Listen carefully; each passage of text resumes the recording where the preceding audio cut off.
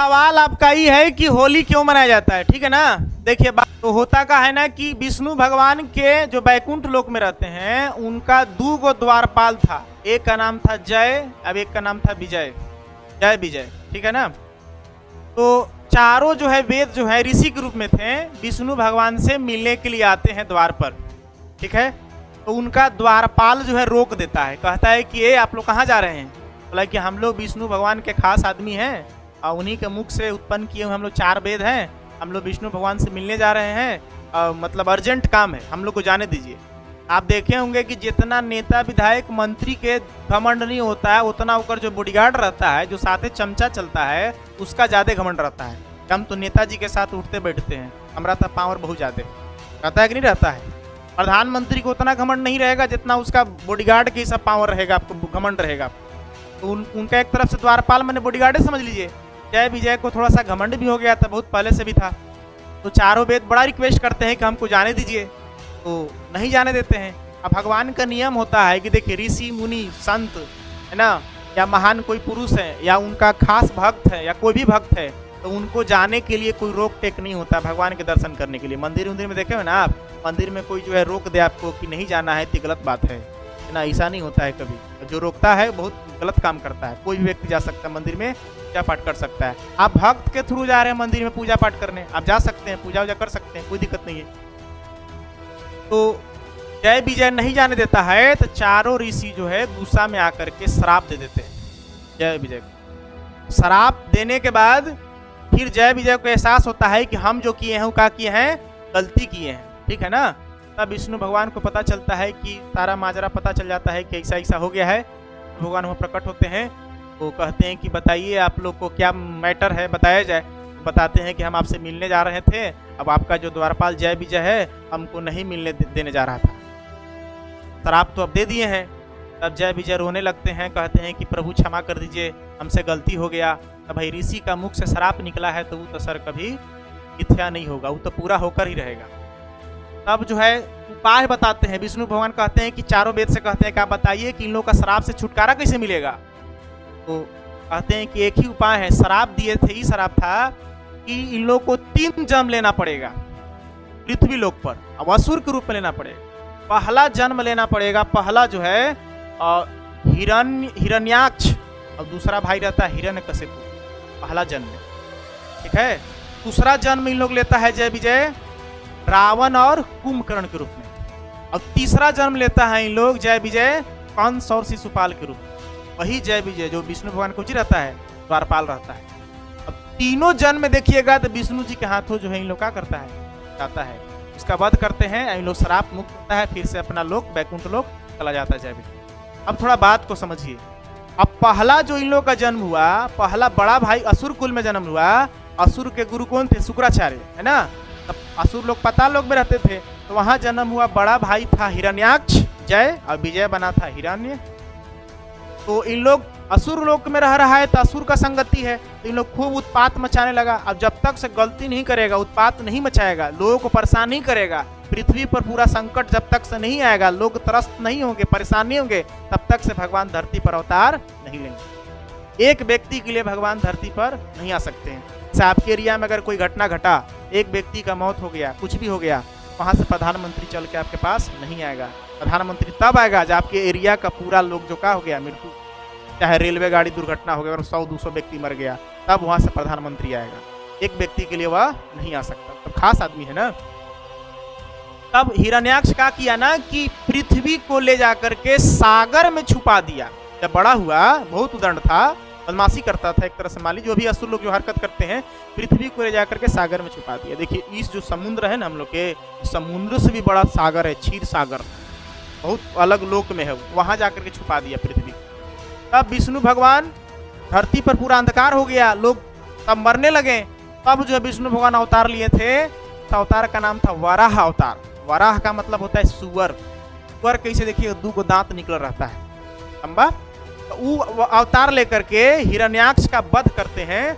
अब वध करने के बाद पृथ्वी को वह सूंड पर उठा करके और अपने जगह पर रख देते हैं। अब हिरण्याक्ष का जब वध होता है तो उसका भाई हिरण्यकशिपु का आग बबूला हो जाता है। अब विष्णु भगवान से शत्रुता रखने लगता है, उसने हमारे भाई को क्या किया है, मारा है। अब भाई उसके पास ठीक है असुर है तो भगवान से तो लड़ नहीं सकता है। तब शुक्राचार्य के पास गया, शुक्राचार्य सलाह दिए कि तुमको तपस्या करना पड़ेगा, भगवान ब्रह्मा की तपस्या करो और तपस्या करके वरदान मांगो, अमरता का वरदान मांगना। अब वरदान जब मांगोगे तबे तुम कोई देवता वगैरह से लड़ सकते हो, तुम तीनों लोग का मालिक हो सकते हो, ऐसे कुछ नहीं हो सकता है। तब हिरण्यकशिपु क्या किया कि तपस्या करने चला गया जंगल में, और कई वर्षों तक तपस्या किया ब्रह्मा जी का। और तपस्या करने के बाद ब्रह्मा जी प्रसन्न हुए, बोले कि तुमको क्या चाहिए मांगो, हम तुमसे अति प्रसन्न हैं, पर मांगो। तब हिरण्यकशिपु कहता है कि हमको जो है अमर कर दीजिए। ब्रह्मा जी कहते हैं कि संसार में कोई ऐसा व्यक्ति है ये नहीं है जो क्या है, अमर है। अमर का वरदान नहीं हो सकता है, नहीं मिल सकता अमरता का वरदान, कोई दूसरा मांग लो। तब कुछ देर सोच विचार करने के बाद कहता है कि अच्छा ठीक है, जब ऐसा नहीं हो सकता है तो हमको ऐसा वरदान दीजिए कि ना हमें कोई देवता मार सके, ना कोई हमें असुर मार सके, ठीक है, ना कोई हमें मानव मार सके, ना कोई हमें जानवर मार सके, ना कोई हमें दिन में मार सके, ना कोई हमें रात में मार सके, ना हमें कोई ऊपर आसमान में मार सके, ना हमें कोई नीचे धरती पर मार सके, ना कोई हमको जल में मार सके, जल से ना पानी वगैरह मार सके, ना कोई हमको घर के अंदर मार सके, ना कोई हमको घर के बाहर मार सके। समझ गए? पशु सु जितना सब वरदान मांग लिया कि हमको कोई ना मार सके। लेकिन वरदान में भी कुछ कुछ ऐसा चीज है जो उसमें जो है छिपा हुआ था, एक रहस्य, जिसको नहीं मांग पाया। तब ब्रह्मा जी ने थोड़ा सा सोच विचार करके, भाई तपस्या किया है, कर्म करोगे तो फल तो देना पड़ेगा। जैसे मान लो कि तुम चीटिंग किया है, चीटिंग करके अगर कॉपी भर दिया है, अच्छा सा पूरा एकदम लिखा हुआ है, तो नहीं ना जान रहा है कि तुम कैसे लिखा है, देखेगा कि तुम भरा है तो तुमको क्या करेगा, नंबर उसको देना ही पड़ेगा। काट के जीरो तो नहीं दे सकता है। अब जीरो देगा तो आप उसको क्लेम कीजिएगा कि हम तो कॉपी में लिखे थे, अब जीरो काहे दे दिए। समझ गए? तो भगवान विवश होते हैं, कोई भी असुर भगवान को पता होता है कि गलती कर रहा है, भले बरदा ये जो है तपस्या कर रहा है, तपस्या करके असुर है, अत्याचार करेगा पृथ्वी पर, लेकिन फिर भी जानते हुए वरदान देते हैं, क्योंकि वो कर्म किया है, तपस्या किया, मेहनत किया, उसका फल तो देना ही पड़ेगा। अरे चोर भी होता है ना, चोर भी मेहनत करता है तभी ना चोरी का फल मिलता है उसको। क्या मंदिर में भी चोर जाकर कहता है कि हे भगवान हमको आज बढ़िया से चोरी हो जाता है तो हम आपके ऊपर 10 किलो लड्डू चढ़ाते हैं। अगर सेठ भी जाकर के मंदिर में कहता है कि हे भगवान ये सामान हमारा सुरक्षा में रहेगा तो आपको 10 किलो लड्डू चढ़ाएंगे। भगवान किसकी बात माने? अब देखते हैं कि केकर में श्रद्धा ज्यादा है, चोर वाला में है कि सेठ वाला में ज्यादा है। अब केकर में जेकर में श्रद्धा ज्यादा होगा उसी को बात माना जाएगा। सब याद रखा जाए, चाहे आप कोई धर्म से हो, कोई असुर कुल में ही क्यों न जन्म ले हो, काला गोरा ऊंच नीच ये सबसे कोई मतलब, धनवान गरीब से कोई मतलब नहीं है। आपके भक्ति में शक्ति है तो भगवान आपको वरदान देंगे। अब उस हिसाब से हिरण्यकशिपु को कह दिए, ब्रह्मा जी कह दिए कि तथास्तु, ठीक है। अब तथास्तु हो गया तो इसको तो पता चला कि अब हम कौची हो गए, अमर हो गए। अब कोई ऐसा वरदान मांग ले कि न हम घर के अंदर मरे, न घर के बाहर मरे, न हम ऊपर मरे, न हम नीचे मरे, ना हम जो है कोई हमको जानवर मार सके, ना कोई हमको मानव मार सके, ना कोई देवता मार सके, ना कोई असुर मार सके। ऐसा वरदान मांग लेने का मतलब समझ रहे हैं ना कि एक तरह से अमरे हो गया वो। अब लगा पृथ्वी पर अत्याचार करने, पृथ्वी लोग को, पाताल लोग को, स्वर्ग लोग को, सबको जो है अपना कैप्चर में कर लिया। देवता के राजा इंद्र है ना, सभी देवता को कैप्चर में कर लिया। जो कहते थे देवता को करना पड़ता था, सबको अपने बस में कर लिया।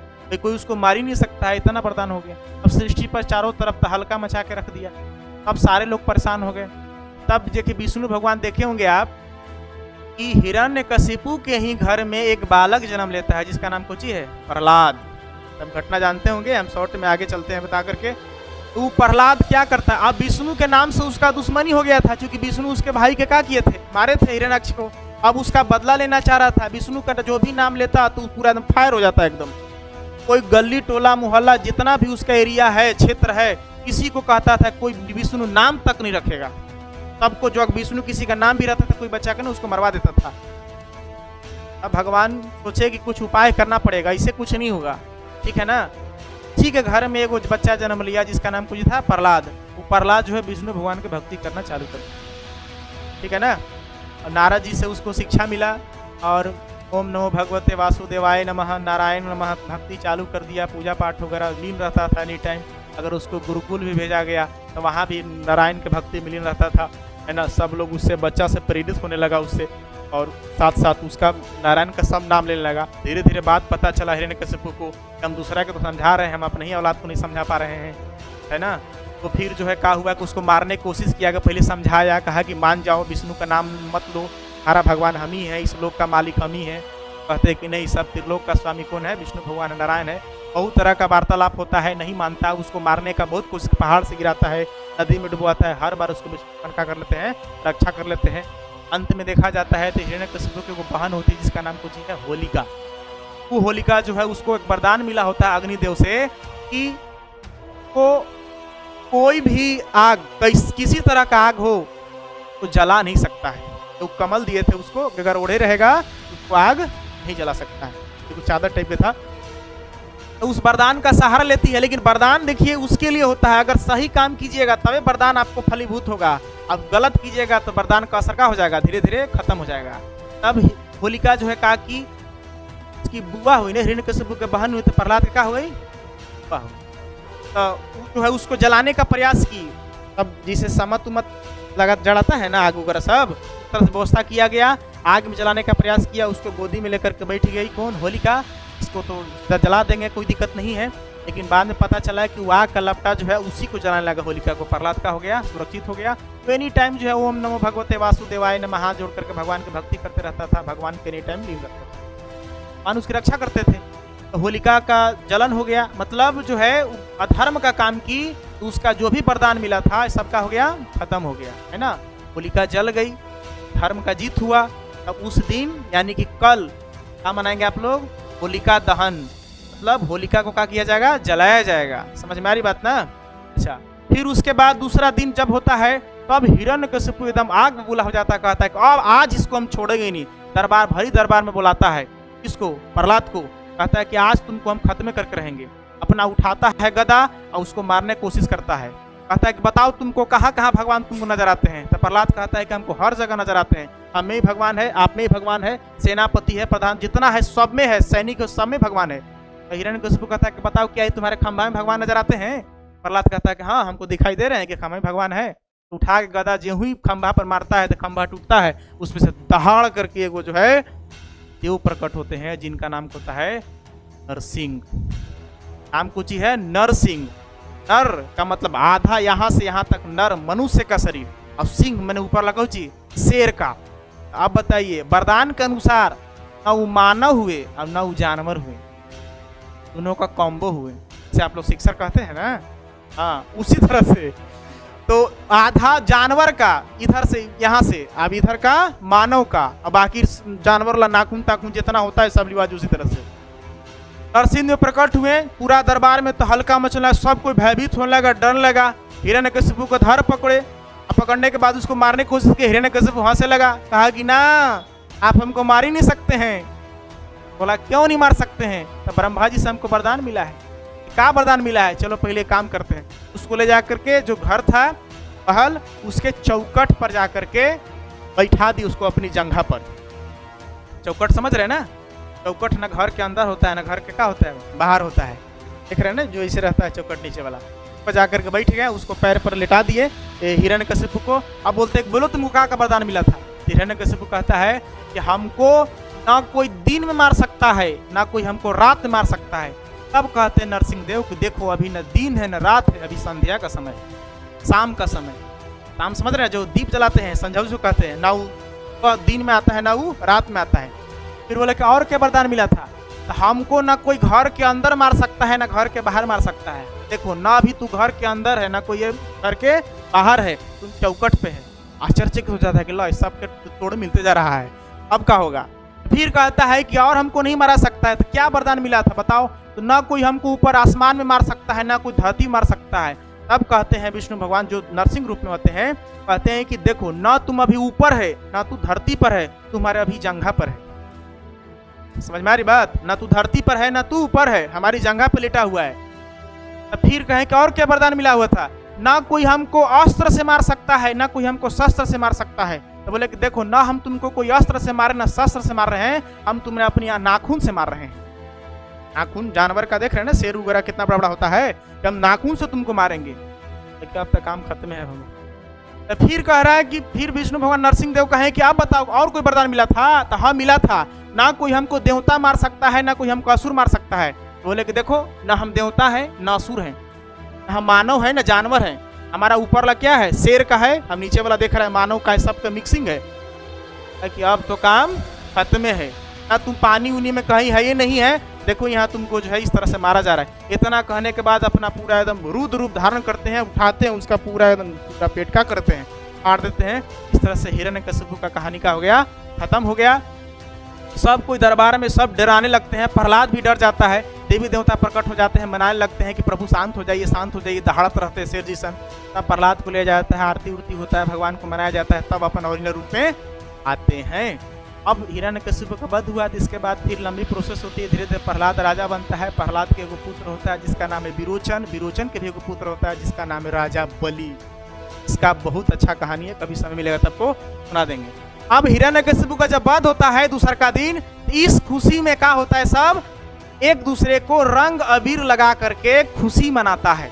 ये है होली मनाने की परंपरा। उतना कई साल से आज तक जो है, हमारा लाखों साल से बेसी हो गया, आज तक जो है होली का परंपरा चल रहा है। होलिका दहन, होलिका का वध हुआ, आग में जली, और दूसर का दिन का मनाते हैं, खुशी मनाते हैं। हिरण्यकशिपु वध होता है तो होली मनाते हैं।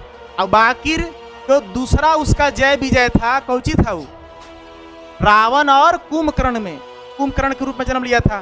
तो त्रेता युग में राम जी अवतार लेकर के विष्णु जी उसका वध किए थे, और द्वापर युग में कंस शिशुपाल बना था, तो वही विष्णु जी कृष्णा का रूप धारण करके कंस शिशुपाल का वध किए थे। इस तरह से जो श्राप मिला था वह पूर्ति हुआ, और फिर जब उसका वध हो जाता है तो फिर अपने लोग बैकुंठ में चला जाता है। जय विजय, ये कहानी आपका खत्म हो। ओम नमो भगवते वासुदेवाय नमः।